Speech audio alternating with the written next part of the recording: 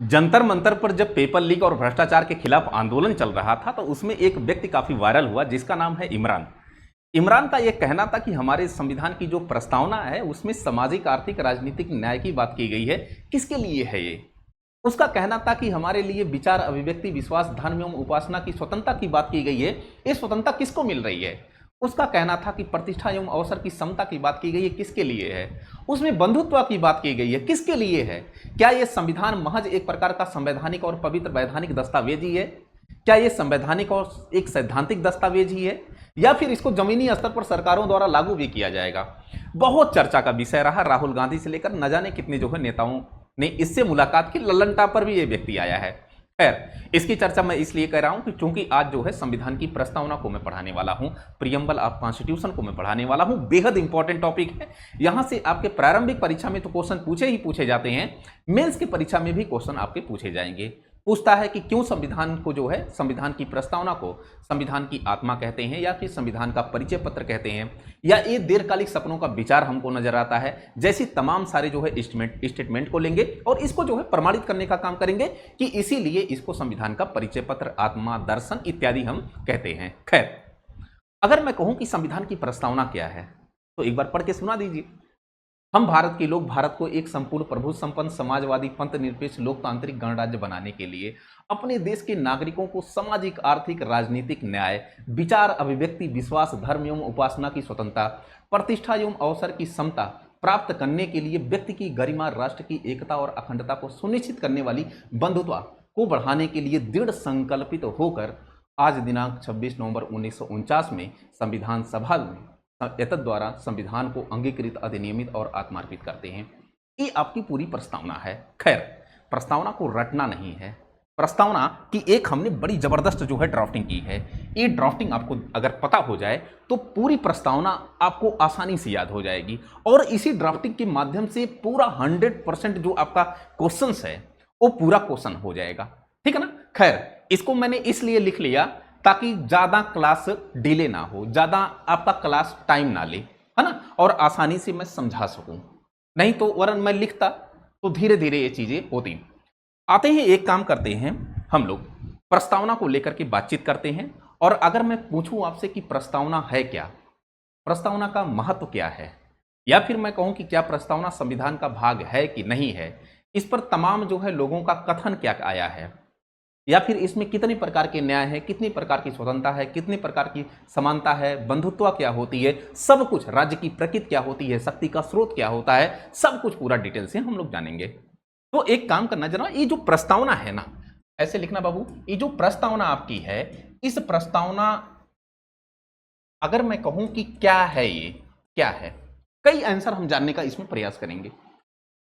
तो कुछ जो है इसमें राजनीतिक विद आपको मिलेंगे या फिर कुछ ऐसे जो है व्यक्तित्व मिलेंगे जो कहते नजर आएंगे कि प्रस्तावना संविधान की आत्मा है।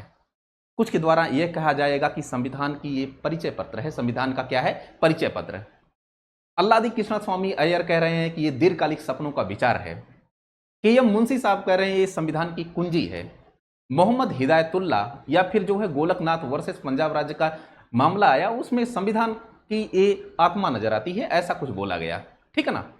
पंडित ठाकुरदास भार्गव के द्वारा भी संविधान की आत्मा इसको बोला गया। तो कई व्यक्ति, एन के पालकीवाल संविधान की जो है परिचय पत्र या भारत का जो है एक परिचय कराता है, ऐसा कुछ जो है स्टेटमेंट दिया गया। तो एक चीज समझेंगे कि ये प्रस्तावना है क्या। तो प्रस्तावना इस संविधान या भारत की जो है सपनों को प्रतिबिंबित करता है। क्या? एकदम ध्यान से सुनिएगा, मेरी बातों को ध्यान से सुनेंगे देन आपको समझ में आएगा। जो प्रस्तावना है ये संविधान या भारत के जो है सपनों को प्रतिबिंबित करता है। ये भारत की आशाओं और अपेक्षाओं को प्रतिबिंबित करता है। यह है भारत की भावी जरूरतों और आवश्यकताओं को जो है उसकी समझ प्रदान करता है या उसको प्रतिबिंबित करता है। और भावी जरूरतों और आवश्यकताओं को हल करने का इसमें उपबंध भी निहित है, जिसके कारण इसको संविधान की कुंजी भी कहते हैं, है ना? तो कई ऐसी सारी चीजें हैं जिसको समझेंगे। अगर मैं कहूं कि क्या है तो आप बताओगे कि साहब ये जो है भारत के सपनों का सपनों को प्रतिबिंबित करता है। सपनों को प्रतिबिंबित करता है।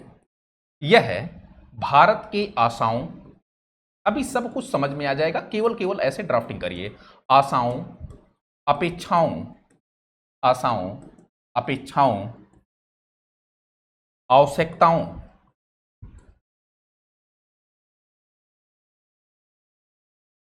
जरूरतों, समस्याओं, समस्याओं को प्रतिबिंबित करता है।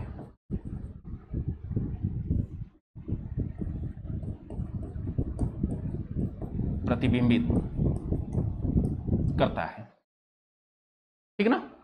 यह है इन समस्याओं, जरूरतों और आवश्यकताओं को हल भी करता है, हल भी करता है।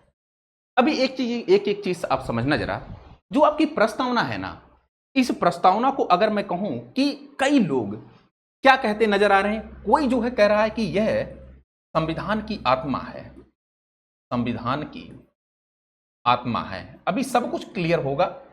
कोई कह रहा है कि यह संविधान का परिचय पत्र है, संविधान का परिचय पत्र है। कोई कह रहा है कि यह संविधान की कुंजी है, संविधान की कुंजी है। कोई कह रहा है कि यह संविधान का दर्शन है, संविधान का दर्शन है। कोई कह रहा है कि यह दीर्घकालिक सपनों का विचार है।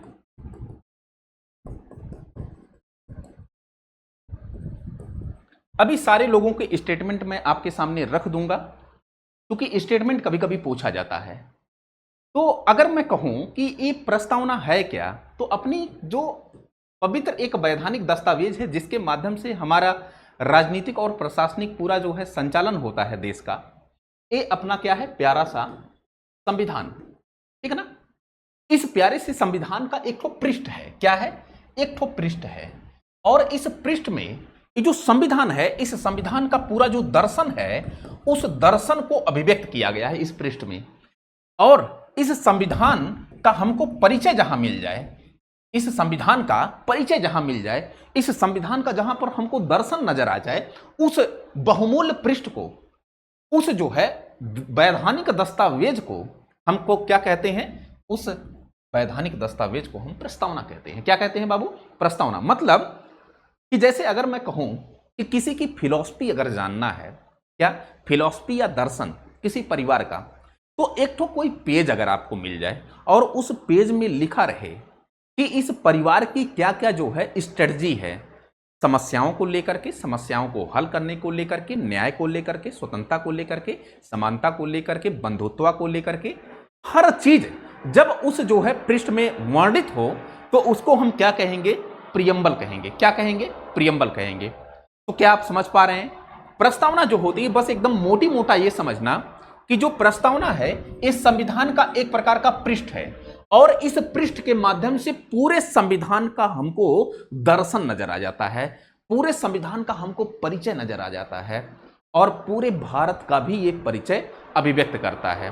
पूरे भारत का परिचय इसलिए अभिव्यक्त करता है कि जिस भारत को जो है संपूर्ण प्रभुत्व संपन्न समाजवादी पंथ निरपेक्ष लोकतांत्रिक और गणतंत्रात्मक राज्य की बात की जाती हो, तो ये भारत के प्रकृति को परिचय देता है, भारत की प्रकृति को अभिव्यक्त करता है या उसका परिचय देता है। आत्मा इसलिए नजर आती है कि चूंकि इसमें स्वतंत्रता भी है, समानता भी है, न्याय भी है, बंधुता भी है, ये सब कुछ इसमें क्या है, निहित है।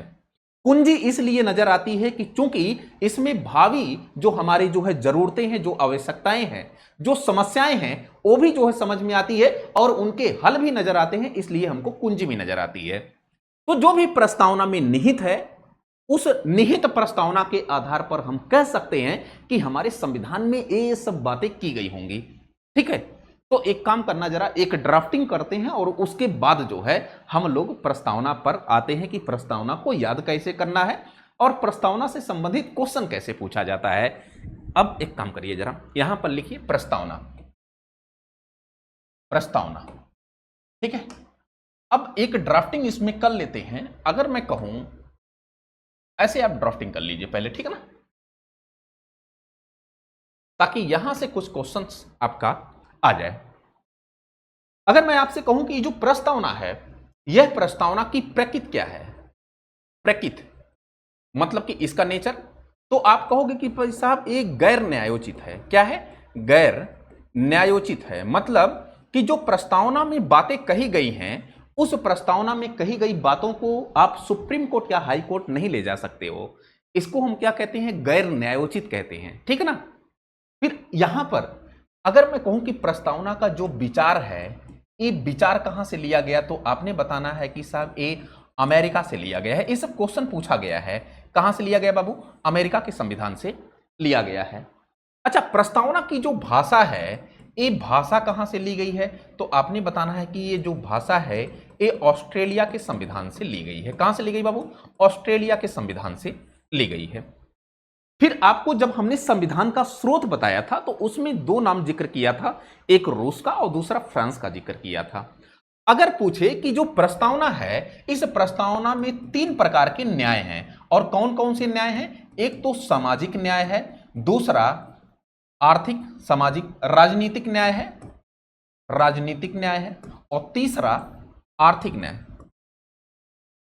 ये जो तीनों प्रकार के न्याय हैं, इन तीनों न्याय को कहां से प्राप्त किया गया है? आप बोलोगे कि साहब सोवियत संघ रूस से लिया गया है। मतलब कि प्रस्तावना में जो सामाजिक आर्थिक राजनीतिक न्याय हैं तीन प्रकार के, वो कहां से लिया गया है? वो रूस के संविधान से ग्रहण किया गया है। फिर उसके बाद हमने बताया था कि यहां पर आपको स्वतंत्रता, प्रस्तावना में स्वतंत्रता, समानता, स्वतंत्रता, समानता,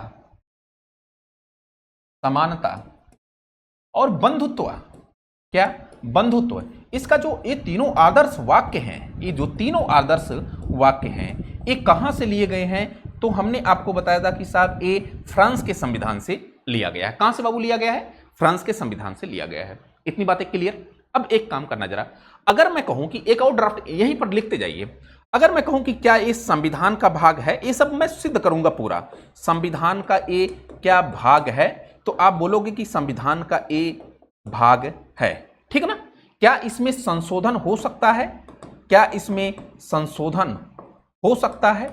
तो बिल्कुल इसमें संशोधन हो सकता है, ठीक है। तो एक कुछ बातें हैं, एक कुछ ड्राफ्टिंग आप ऐसे कर लीजिए। बाकी हम लोग थोड़ा सा इसके बैकग्राउंड को उठाते हैं और समझते चलते हैं कि इसकी उत्पत्ति कहां से हुई, प्रस्तावना की उत्पत्ति कहां से हुई। तो इसीलिए मैं कहता हूं कि बार बार की जा करके आप पिछला क्लास देखेंगे, देन सब कुछ आपको समझ में आएगा। हम संविधान सभा की कार्रवाइयां पढ़ा रहे थे। क्या पढ़ा रहे थे? संविधान सभा की कार्रवाइयां। अब इस संविधान सभा की कार्रवाइयां जब हम पढ़ा रहे थे तो इसमें हमने दो चीज आपको बताया था, दो ठो डेट बताया था। एक जो पहली इसकी बैठक होती है, पहली बैठक 9 दिसंबर 1946 को होती है। कब होती बाबू? 9 दिसंबर 1946। याद करिए, 211 सदस्य पार्टिसिपेट किए थे। मुस्लिम लीग ने बहिष्कार किया था। यहां पर अस्थायी मेंबर का चुनाव होता है, अस्थायी अध्यक्ष का चुनाव होता है, जो डॉक्टर सच्चिदानंद सिन्हा को बनाया जाता है। प्रोटेम स्पीकर भी कभी कभी इनको हम कह सकते हैं, ठीक है ना।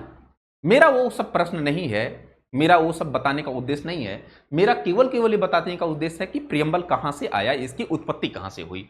दूसरी जो बैठक है वो हमने बताया था कि 2 दिन बाद, मतलब कि 11 दिसंबर 1946 को होती है। और यहां पर हमने बताया था कि आपको स्थायी अध्यक्ष डॉक्टर राजेंद्र प्रसाद साहब को बना दिया जाता है। इसके अलावा एस.सी. मुखर्जी और टी.टी. कृष्णामाचारी को उपाध्यक्ष बनाया जाता है। ये सब बातें बात की बातें हैं। लेकिन जो प्रस्तावना है वो क्या, तो जो तीसरी बैठक होती है, तीसरी बैठक फिर जो है 2 ही दिन बाद 13 दिसंबर 1946 को होती है। कब होती बाबू? 13 दिसंबर 1946 को। अब समझना जरा, इस संविधान सभा की कार्रवाइयों को मैंने बताया था। संविधान सभा की जो पहली कार्रवाई थी, पहली बैठक, ये 9 दिसंबर 1946। और यहां पर एक मुद्दा उठाया गया था कि संविधान का एक जो है उद्देशिका होनी चाहिए। क्या होना चाहिए? संविधान की एक उद्देशिका, संविधान का एक प्रारूप होना चाहिए। संविधान का क्या होना चाहिए? उद्देशिका होनी चाहिए। संविधान का एक जो है क्या होना चाहिए? प्रारूप, या फिर हम क्या कहें, उद्देशिका होनी चाहिए। उद्देशिका। ये जो आवश्यकता महसूस हुई, जो आवश्यकता का डिस्कशन किया गया, ये पहली बैठक में ही डिस्कशन किया जाता है। और जब पहली बैठक डिस्कशन किया जाता है तो पंडित जवाहरलाल नेहरू हमारे देश के पहले प्रधानमंत्री, जो बेहतर जो है सामाजिक कार्यकर्ता भी थे, है ना, पहले प्रधानमंत्री पंडित जवाहरलाल नेहरू साहब के द्वारा तुरंत एक्शन लिया गया और पंडित नेहरू साहब के द्वारा यहां पर एक उद्देश्य प्रस्ताव पेश किया जाता है। क्या पेश किया जाता है बाबू? तो आपने बताना है कि साहब उद्देश्य प्रस्ताव पेश किया जाता है। पंडित नेहरू के द्वारा कब पेश किया जाता है? 13 दिसंबर 1946 को पेश किया जाता है।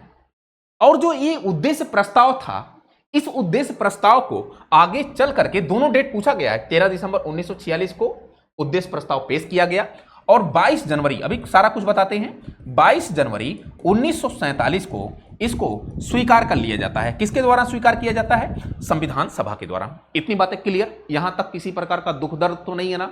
अब समझना जरा, ये जो प्रस्तावना का ये जो पंडित नेहरू का उद्देश्य प्रस्ताव है ना, ये उद्देश्य प्रस्ताव में बातें क्या हुई हैं? बातें हुई हैं कि भारत को एक स्वतंत्र एवं संप्रभु गणराज्य घोषित किया जाए। कैसा? भारत को एक स्वतंत्र एवं संप्रभु गणराज्य घोषित किया जाए। शक्ति का जो प्रमुख स्रोत होगा वो जनता में निहित किया जाए। नागरिकों को सामाजिक, आर्थिक, राजनीतिक न्याय दिया जाए। उनको विचार, अभिव्यक्ति, विश्वास, धर्म एवं उपासना की स्वतंत्रता प्रदान की जाए।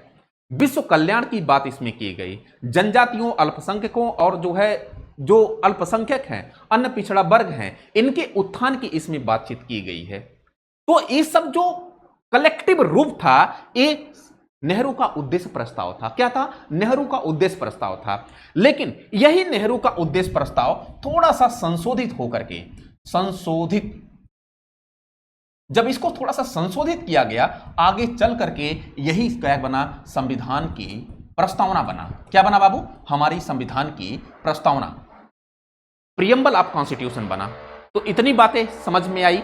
एक कहां से उभर करके आ रही है हमारी प्रस्तावना? तो नेहरू के उद्देश्य प्रस्ताव से उभर करके आ रही है। अब प्रस्तावना, एक काम करते हैं, प्रस्तावना को लेकर के समझते हैं कि इसको याद कैसे करना है और इसमें क्वेश्चंस कैसे पूछा जाता है। यहां पर देखिए जरा, ये जो मैंने ड्राफ्टिंग की है, ये मेरे अपने दिमाग की उपज है। सब कुछ आपको इस वीडियो से 101% जितने भी क्वेश्चन आएंगे सारे क्वेश्चंस हो जाएंगे, सारे क्वेश्चंस, ठीक है ना? अभी एक चीज समझना जरा, प्रस्तावना को देखिए, हमने बता दिया कि प्रस्तावना है क्या। एक तो बताया दीर्घकालिक सपनों का विचार, एक बताया संविधान का परिचय पत्र, एक बताया संविधान का दर्शन, एक बताया कि संविधान की आत्मा, सब कुछ स्पष्ट किया। ऐसे आप लिख लीजिए कि संविधान की आत्मा है क्या, संविधान की प्रस्तावना है क्या। फिर एक चीजें, फिर उसके बाद एक हमने ड्राफ्टिंग करवाई और इसके बाद यहां पर देखना जरा, उत्पत्ति के बाद ये चीजें। प्रस्तावना जो होती है वो रियल में व्यक्ति और राज्य के मध्य संबंधों को अभिव्यक्त करती है। किसके मध्य? राज्य और व्यक्ति के मध्य संबंधों को क्या करती है? अभिव्यक्त करती है, मतलब कि संबंध को शो करती है। तो एक काम करते हैं, राज्य को एक अलग अवधारणा के रूप में लेते हैं और व्यक्ति को एक अलग अवधारणा के रूप में। समझना जरा, यहां से क्वेश्चन आता है, भागिए गमद, पूरे क्वेश्चंस आपके इसी ड्राफ्टिंग से होने हैं, ठीक है? यहां पर समझिए कि जो प्रस्तावना है ये राज्य और व्यक्ति के मध्य संबंधों को अभिव्यक्त करता है। तो एक काम करते हैं, यहां पर हम लेते हैं क्या? राज्य, और यहां पर हम लेते हैं क्या? व्यक्ति, ठीक है ना? इतनी बातें क्लियर। अब एक काम करना जरा, आप राज्य को 2 भागों में डिवाइड कर देना। कितने भागों में बाबू? राज्य को 2 भागों में डिवाइड करना, और जो पहला इसका भाग है उस शक्ति का स्रोत रखना, और दूसरा जो भाग है वो राज्य की प्रकृति रखना। क्या? राज्य की प्रकृति। राज्य को 2 भागों में तोड़ना है, एक जो है राज्य की शक्ति का स्रोत और दूसरा राज्य की प्रकृति। इतनी बातें क्लियर। यहां पर व्यक्ति में आएंगे तो व्यक्ति की मूल्यात्मक अवधारणा लिखना है आपको। व्यक्ति की मूल्यात्मक अवधारणा मतलब कि व्यक्ति का मूल्यांकन किया जाएगा। क्या व्यक्ति को न्याय मिल पा रहा है कि नहीं मिल पा रहा है? क्या व्यक्ति को स्वतंत्रता मिल पा रही है कि नहीं मिल पा रही है? क्या व्यक्ति को समानता मिल पा रही है कि नहीं मिल पा रही है? क्या राष्ट्र के भीतर व्यक्तियों में जो है बंधुत्व का भाव है कि नहीं है? सब कुछ जो है जब हम एक व्यक्ति का मेजरमेंट करते हैं तो रिपोर्टों में इन सब चीज का जिक्र करते हैं। तो इसलिए हम कहते हैं इसको कि व्यक्ति की मूल्यात्मक अवधारणा। इतनी बातें क्लियर। अब समझना जरा, यहां पर आप राज्य पे आइए और राज्य को 2 भागों में हमने डिवाइड किया, एक शक्ति का स्रोत और शक्ति के स्रोत के नीचे हमने लिखा है जनता, और जनता के नीचे लिखा है अर्थात हम भारत के लोग। क्या संविधान की प्रस्तावना की शुरुआत आपको दिखाई पड़ रही है? यही तो होती है ना, हम भारत के लोग। तो यहां पर दो चीजें, एक तो राज्य की शक्ति का स्रोत जनता अर्थात हम भारत के लोग। दूसरा राज्य की प्रकृति। अब ये जो राज्य की प्रकृति है वो 5 प्रकार से दी गई है। राज्य की जो प्रकृति है वो 5 प्रकार से दी गई है। एक तो आपको नजर आएगी संपूर्ण प्रभुत्व संपन्न की प्रकृति। क्या? संपूर्ण प्रभुत्व संपन्न की प्रकृति। दूसरा समाजवादी प्रकृति। तीसरा पंथ निरपेक्ष। चौथा लोकतांत्रिक और पांचवा गणतंत्रात्मक। एक चीज ध्यान से सुनिएगा, ये जो आपको याद रखना है ना बाबू, ये आपको एकदम सीरियल वाइज याद रखना है। इसीलिए हमने बॉन्ड यहां पर दे दिया कि सबसे पहले राज्य की प्रकृति को आप क्या ऑर्डर क्रम में रखोगे। सबसे पहले आपको पहले नंबर पर रखना है संपूर्ण प्रभुत्व संपन्न, दूसरे नंबर पर रखना है समाजवादी, तीसरे नंबर पर रखना है पंथ निरपेक्ष, चौथे नंबर पर रखना है लोकतांत्रिक और पांचवें नंबर पर रखना है गणतंत्रात्मक। ये सीरीज आपसे पूछी गई है और क्वेश्चन जब पूछता है तो क्या करता है, ये जो ऑर्डर क्रम दिया गया है इसी को डिसऑर्डर कर देगा। मतलब कि पंथ निरपेक्ष पहले कर देगा, संपूर्ण प्रभुत्व संपन्न बाद में कर देगा, समाजवादी बाद में कर देगा और गणराज्य पहले कर देगा। मतलब कि जो ऑर्डर है इसको डिसऑर्डर करके क्वेश्चन पूछा गया है। इतनी बातें क्लियर? तो अगर आपसे कोई क्वेश्चन पूछे कि साहब राज्य की प्रकृति क्या होती है, तो आपने बताना है कि संपूर्ण प्रभुत्व संपन्न, समाजवादी, पंथ निरपेक्ष, लोकतांत्रिक और गणतंत्रात्मक, ये राज्य की क्या होती है, प्रकृति होती है। अभी क्या है संपूर्ण प्रभुत्व संपन्न, समाजवादी क्या है, पंथ निरपेक्ष, लोकतांत्रिक, गणराज्य क्या है, अभी नहीं बताएंगे। अभी केवल इतना याद रखिए, सब कुछ पूरा डिटेल से चलेगा, सब कुछ पूरा पोस्टमार्टम करूंगा। क्या राज्य समझ में आया? अब आते हैं, एक काम करते हैं व्यक्ति, और व्यक्ति की यहां पर दिया है मूल्यात्मक अवधारणा। और जब हम व्यक्ति का मूल्यांकन करते हैं तो कहते हैं कि क्या व्यक्ति को न्याय मिला, क्या व्यक्ति को स्वतंत्रता मिली कि नहीं मिली, क्या व्यक्ति को समानता मिली कि नहीं मिली, व्यक्तियों में बंधुता, राष्ट्र की एकता, अखंडता है कि नहीं है। तब जाकर के हम व्यक्ति का मूल्यांकन करते हैं और रिपोर्ट निकालते हैं, हाँ भारत के अंदर विकास का ये जो है पैमाना ठीक है। ठीक है ना? अब यहां पर देखना जरा, अगर मैं कहूं कि व्यक्ति को जो न्याय मिल रहा है वो न्याय कितने प्रकार का है, तो आपने बताना है कि साहब ये जो न्याय है वो न्याय आपको कितने प्रकार का मिल रहा है। तो ये जो न्याय है यह 3 प्रकार का मिल रहा है। कितने प्रकार का बाबू? 3 प्रकार का। कौन कौन से न्याय? सामाजिक, आर्थिक, राजनीतिक न्याय। ये जो सामाजिक, आर्थिक, राजनीतिक न्याय मिल रहा है ना, इसको भी आप सीरियल वाइज याद रखिएगा। मतलब कि पहले सामाजिक, दूसरे उसके बाद आर्थिक और तीसरा जो है राजनीतिक। सामाजिक, आर्थिक और राजनीतिक, ये 3 प्रकार के क्या मिल रहे हैं, न्याय। और उसके बाद यहां पर स्वतंत्रता आपको दिखाई पड़ेगा कि 5 प्रकार की स्वतंत्रता मिल रही है। कितने प्रकार की बाबू? 5 प्रकार की स्वतंत्रता। और ये 5 प्रकार की स्वतंत्रता क्या है? विचार, अभिव्यक्ति, विश्वास, धर्म और उपासना की स्वतंत्रता। ये आपको एकदम क्रमवार याद रखना है। अगर आपने इसका ऑर्डर डिसऑर्डर किया तो आपका क्वेश्चन क्या हो जाएगा, गलत हो जाएगा। ठीक है ना? तो ये आपको क्रम याद रखना है कि सबसे पहले विचार आएगा, उसके बाद अभिव्यक्ति, उसके बाद विश्वास, उसके बाद धर्म, उसके बाद उपासना की क्या, स्वतंत्रता। इतनी बातें क्लियर? अब समझना जरा, ये आपको कितने प्रकार दिखाई पड़ेगा स्वतंत्रता?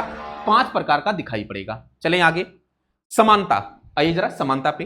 तो समानता आपको 2 प्रकार की, एक प्रतिष्ठा और दूसरा अवसर की क्या, समानता। मतलब कि यहां पर आप कितना रखिएगा, 2 रखिएगा।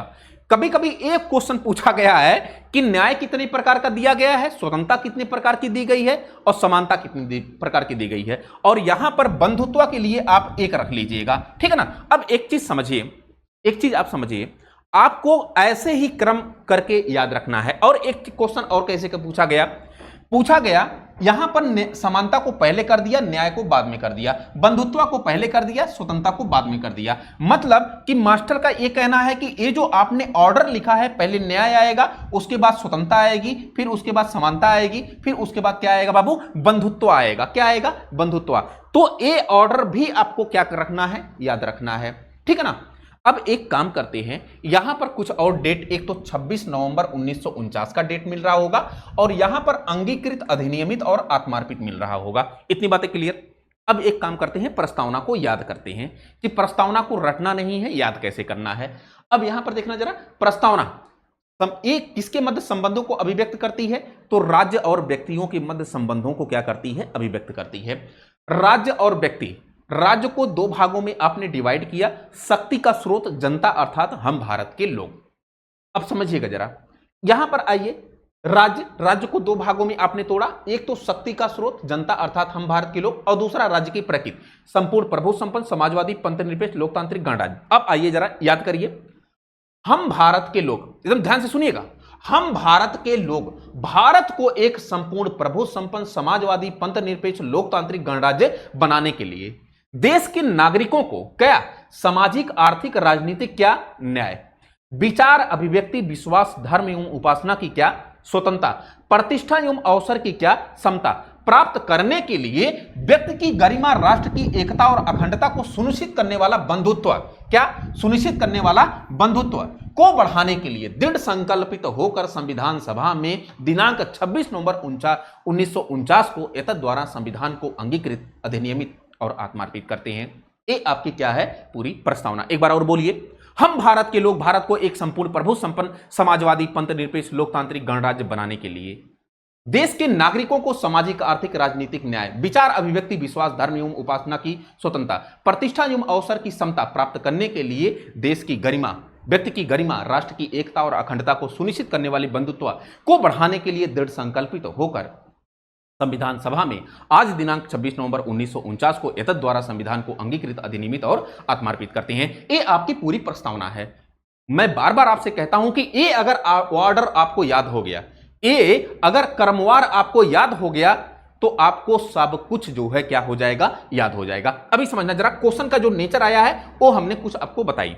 यहां पर दो चीजें आप देखेंगे, एक तो जो है यहां पर आप देखेंगे समाजवादी और दूसरा शब्द आप देखेंगे पंथ निरपेक्ष।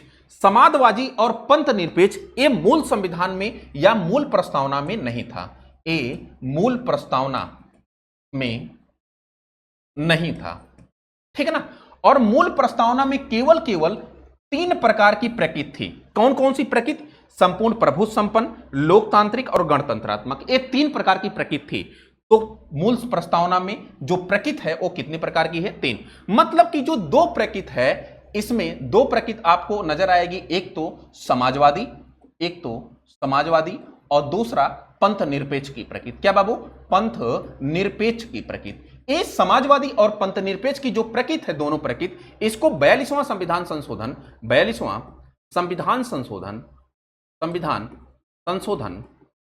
अधिनियम 1976 के तहत इसको जोड़ा गया। किसको जोड़ा गया? समाजवादी और पंथ निरपेक्ष शब्द को जोड़ा गया। फिर उसके बाद समझिएगा जरा, एक शब्द अगर आप देखेंगे यहां पर आपको दिखाई पड़ेगा अखंडता शब्द। ये जो अखंडता शब्द है इसको भी हमने 42वां संविधान संशोधन अधिनियम के तहत 1976 के तहत इसको जोड़ा, ठीक है ना। तो ये जो 42वां संविधान संशोधन अधिनियम 1976 है, इसके तहत तीन शब्द प्रस्तावना के जोड़े गए, एक समाजवादी और दूसरा पंथ निरपेक्ष और तीसरा एक शब्द जो आपने वहां पर लिखा है अखंडता। ये तीनों शब्द जो है किसके माध्यम से जोड़े गए? तो ये 42वां संविधान संशोधन अधिनियम 1976 के तहत जोड़े गए। इतनी बातें क्लियर? तो अब हम भारत के लोग शब्द होता क्या है, समाजवादी शब्द क्या होता है, संपूर्ण प्रभु संपन्न शब्द क्या होता है, पंथ निरपेक्ष क्या होता है, लोकतांत्रिक क्या होता है, गणतंत्रात्मक क्या होता है, ये होता क्या है, सामाजिक न्याय क्या है, आर्थिक न्याय क्या है, राजनीतिक न्याय क्या है, विचार अभिव्यक्ति विश्वास धर्म एवं उपासना की स्वतंत्रता, ये सब क्या है, विचार क्या होता है, अभिव्यक्ति क्या होता है, सब कुछ पूरा डिटेल से, प्रतिष्ठा अवसर की समता क्या है, पूरा डिटेल से। आज के लिए इतना ही करते हैं, कल मिलते हैं तो एक एक इसकी जो है ड्राफ्टिंग को पूरा बाय डिटेल हम लोग बातचीत करेंगे, एक एक शब्दों पर हम लोग बाय डिटेल बातचीत करेंगे। तो आज के लिए इतना ही रखते हैं। मुझे उम्मीद है कि आपको पसंद आया होगा। और प्रस्तावना होती क्या है, प्रस्तावना को याद कैसे करना है, इसका स्वरूप क्या है, भाषा कहाँ से ली गई, विचार कहाँ से लिया गया, न्याय कितने प्रकार के हैं, स्वतंत्रता कितने प्रकार की है, समता कितने प्रकार की है, बंधुत्व क्या होता है, सब कुछ यहाँ पर आपको पता चला होगा। मिलते हैं कल। आज के लिए फिलहाल इतना ही। आपने मुझे सुना और इसके लिए तहे दिल से आपका धन्यवाद।